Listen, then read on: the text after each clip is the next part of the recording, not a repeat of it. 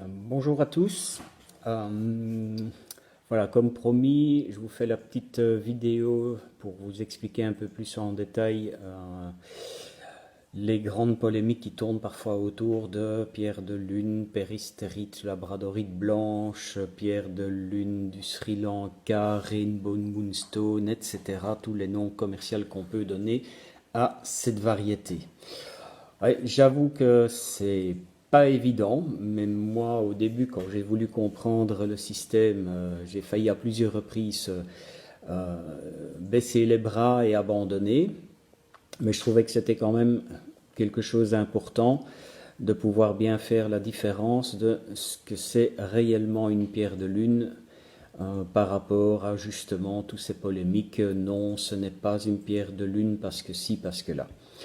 Donc voilà le but de cette petite vidéo. Cette vidéo est un petit peu un condensé que je vous offre comme ça sur le groupe, mais qui fait en fait partie de nos formations. Donc je ne vais pas aller dans trop de détails aussi afin que ça soit buvable pour tout le monde et compréhensible.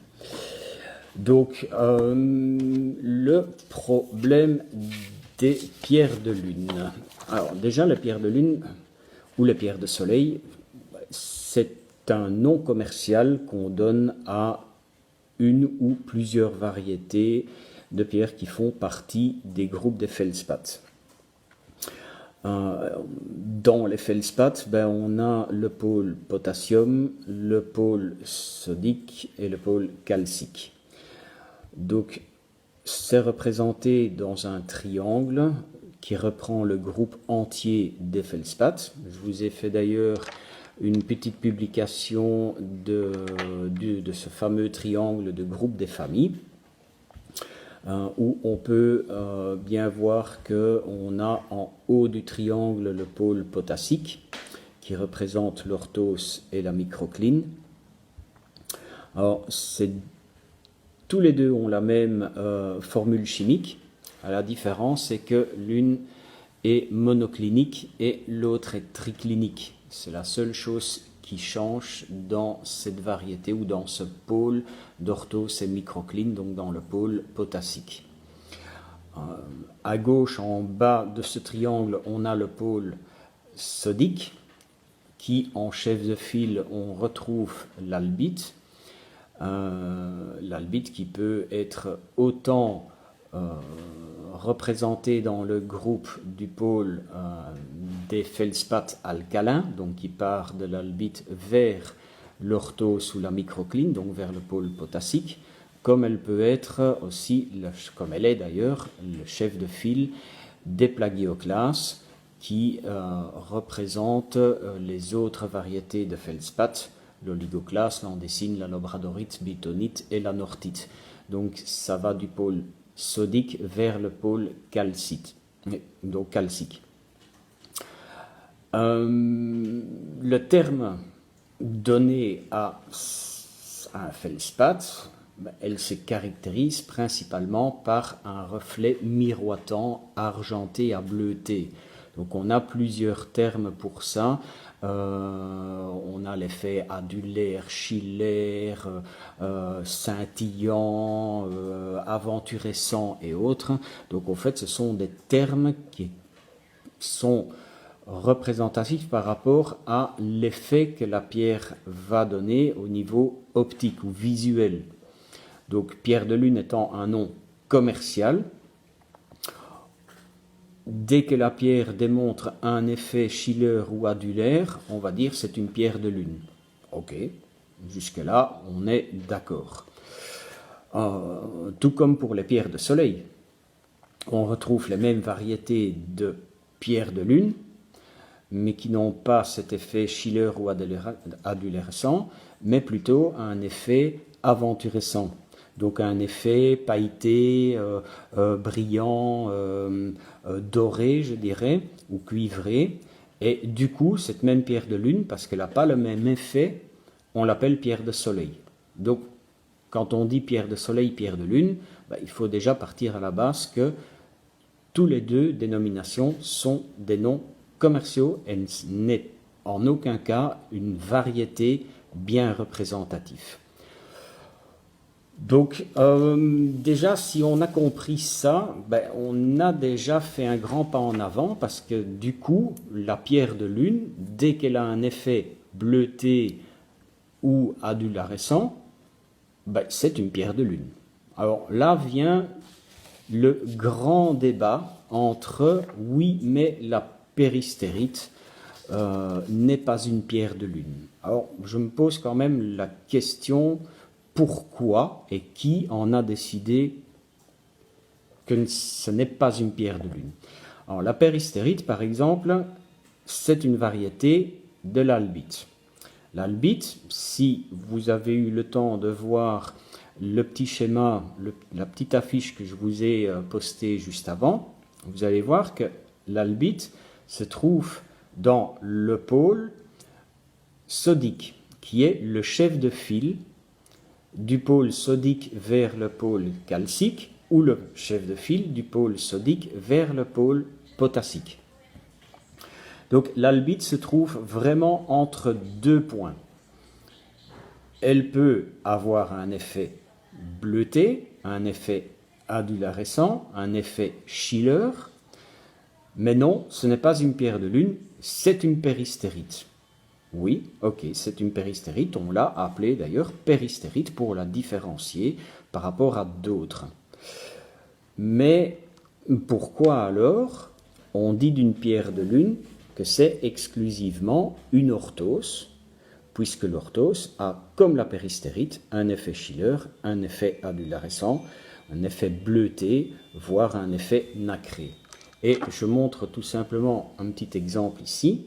On a la fameuse péristérite qui, j'essaye naturellement sur la caméra, on voit les reflets bleutés, légèrement sur la caméra, c'est pas toujours évident de le voir en vidéo, mais on a des reflets bleutés dans la péristérite.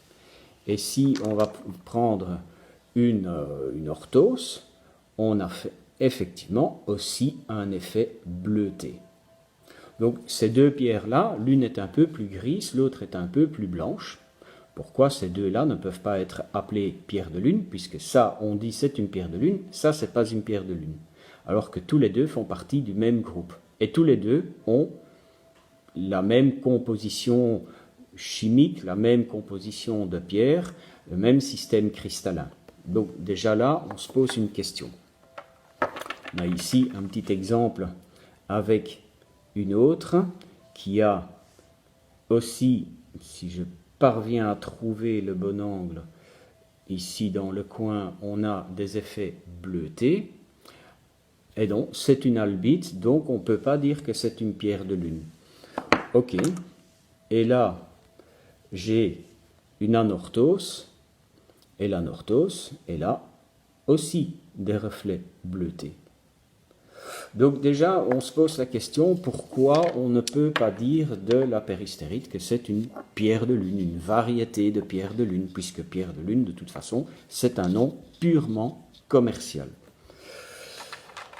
Si on reprend en haut de notre triangle potassique, donc des feldspaths alcalins, on trouve l'orthose et la microcline. Alors, la microcline, on la connaît tous sous le nom de amazonite.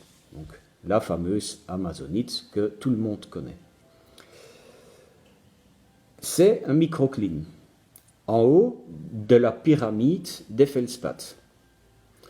On ne peut pas dire que c'est une pierre de lune.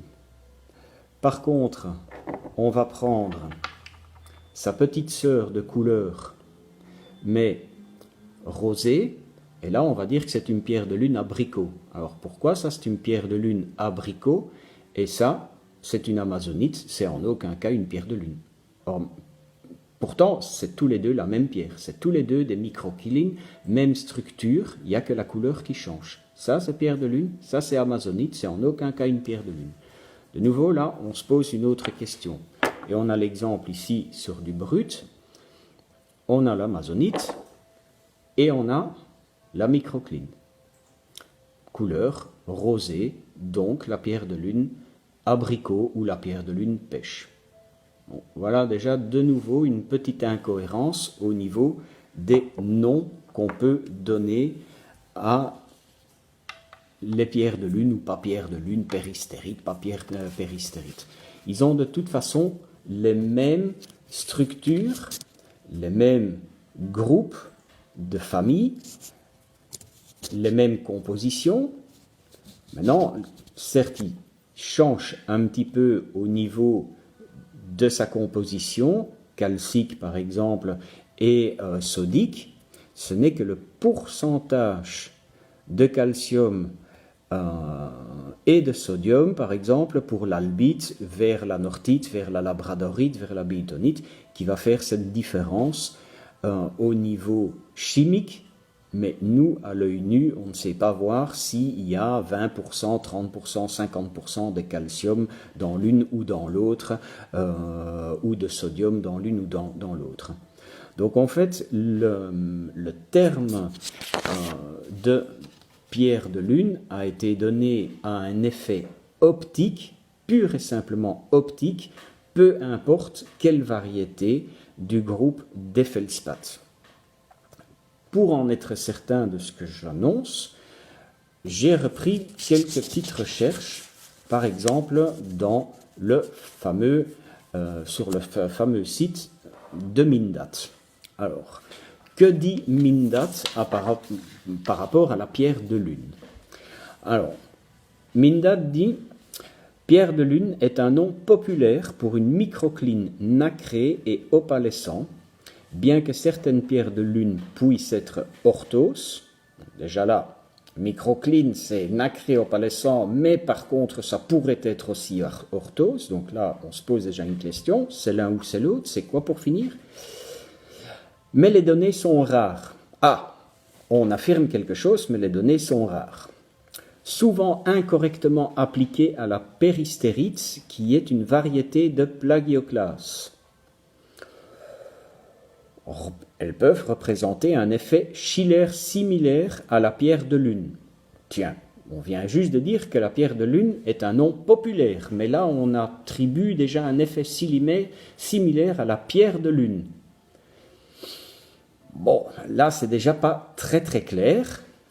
La vraie pierre de lune en raison de l'absence d'un nom moins générique. Donc on n'a déjà même pas de nom. Là, encore une fois, on se repose des questions. Donc je ne sais pas ce que vous pensez de cette définition, mais personnellement, je trouve ça pas très rationnel ni très clair. Qu'est-ce que Mindat dit de la pierre de soleil? Alors, appellation commerciale familière d'un feldspath, le plus souvent plagioclase, oligoclase andésine labradorite, mais parfois alcalin, orthose, contenant des fines inclusions d'hématite et de goétite ou de cuivre. Ces derniers réagissent à la lumière comme des paillettes scintillantes et sont à l'origine de l'effet d'aventurescence. Tout feldspath doté de cet effet peut être appelé pierre de soleil. Voilà déjà une phrase très importante. Tout feldspath doté de cet effet peut être appelé pierre de soleil. Alors, si Mindat considère que tout feldspath doté de cet effet peut être nommé ou considéré comme une pierre de soleil, pourquoi tout feldspath doté d'un effet pierre de lune ne peut pas être considéré comme une pierre de lune? Il n'y a pas de logique là-dedans.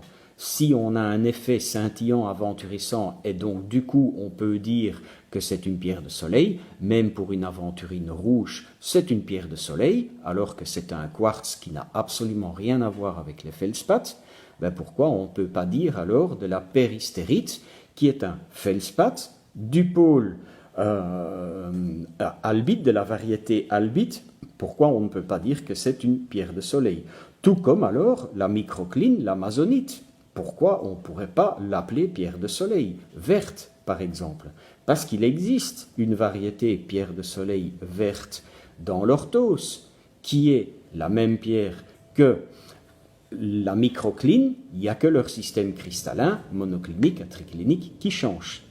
Donc il n'y a rien de logique et il n'y a rien de prouvé, minéralogiquement parlant, qui est un terme bien défini pour une pierre de lune, puisque pierre de lune, c'est déjà un nom familier, un nom d'appellation commerciale, et qu'en plus, pierre de soleil n'est en rapport qu'avec un effet argenté, bleuté, nacré ou autre.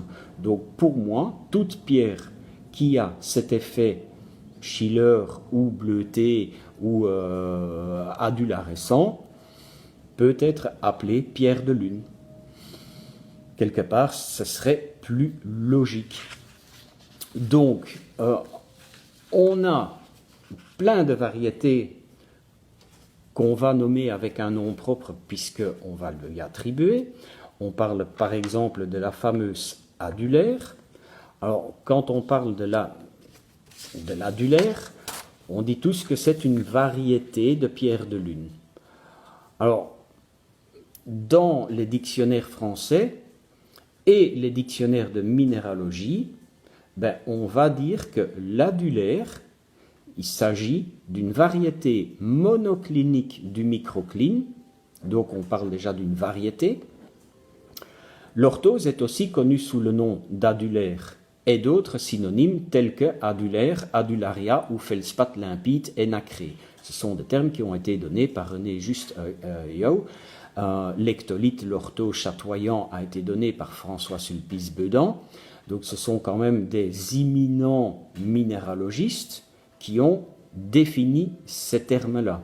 Donc, si on va voir l'étymologie du mot adulaire, qui vient du latin adula, c'est l'ancien nom du mont Saint-Gothard en Suisse, où on a trouvé pour la première fois cette variété de pierre, mais qui est tout simplement un feldspath orthose ou microcline en fonction de son système cristallin monoclinique ou triclinique. Donc encore une fois, quand on dit non, c'est une adulaire, une adulaire, c'est tout simplement soit une provenance, et cette provenance est devenue au fait un terme optique, un terme visuel, d'où son nom adularescence.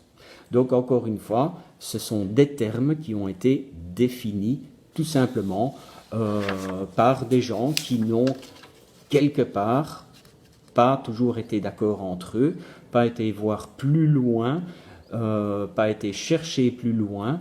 Et le problème de la litho, c'est qu'on a tous commencé à attribuer des noms commerciaux pour définir une pierre un peu plus jolie que d'autres, parce que l'une contient 10% de calcium en plus que l'autre, et donc du coup, elle est peut-être plus noble ou autre. Mais ça n'a au fait quelque part, en termes minéralogiques, ni queue ni tête. Ce sont tous des feldspaths, ils ont tous les mêmes effets, enfin ils peuvent avoir tous les mêmes effets optiques.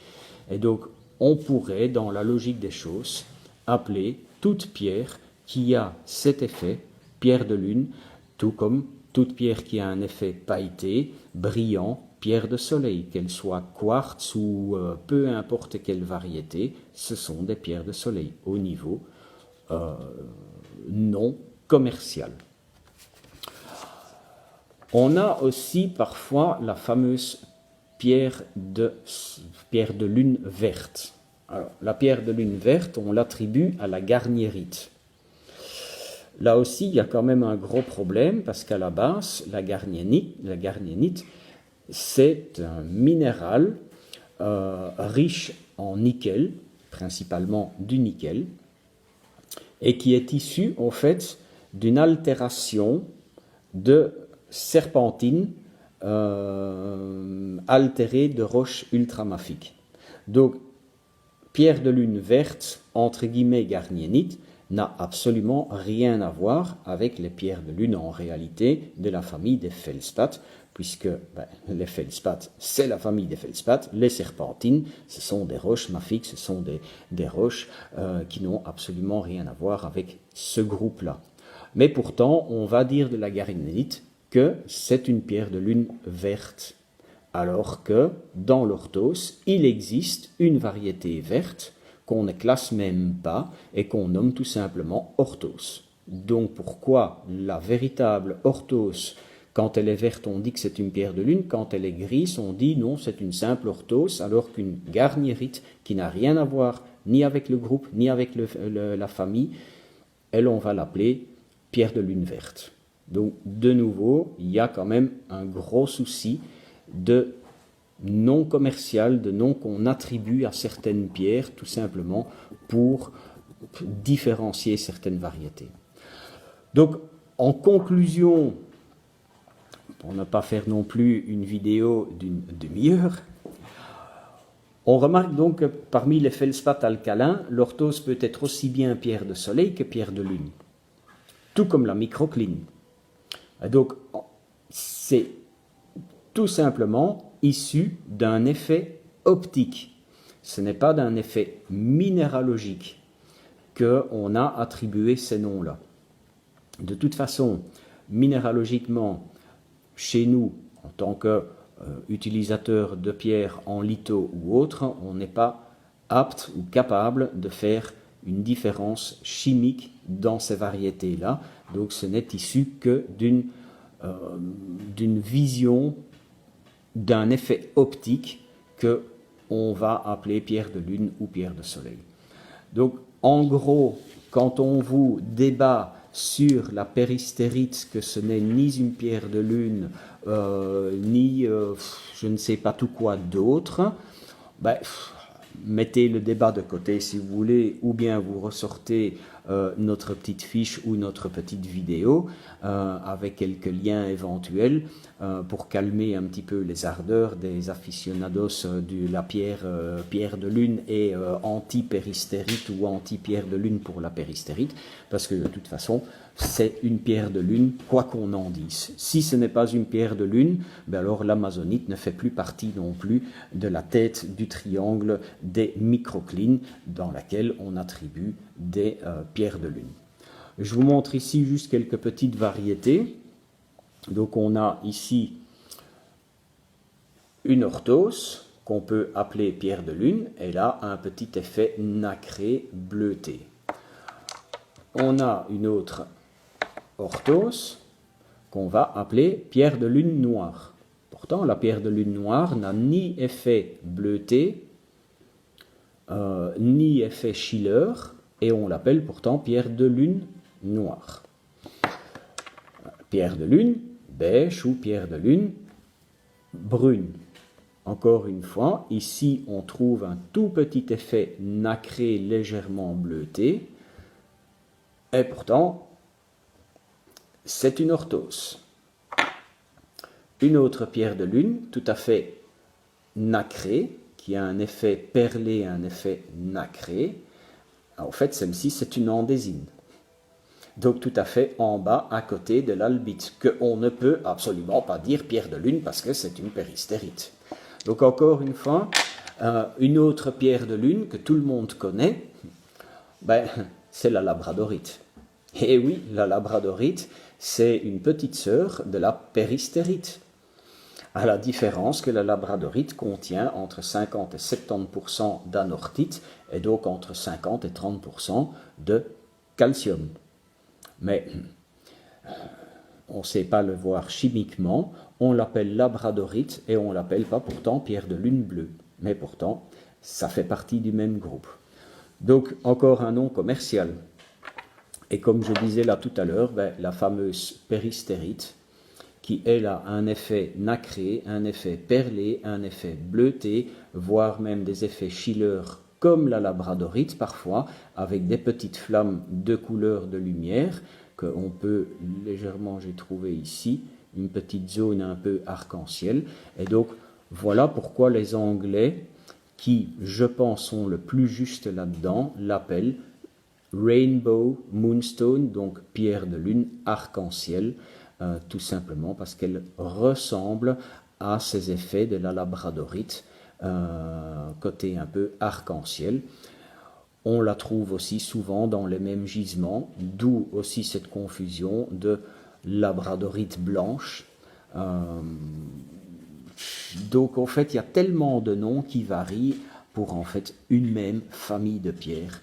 Et je dirais, pour entre guillemets clore ici le petit sujet, c'est tant que vous avez un effet Schiller, un effet bleuté nacré, qu'elle soit orthose, microcline, andésine, péristérite, albite, c'est une pierre de lune, puisque de toute façon, pierre de lune est un nom commerciale et pas une variété de pierre bien spécifique.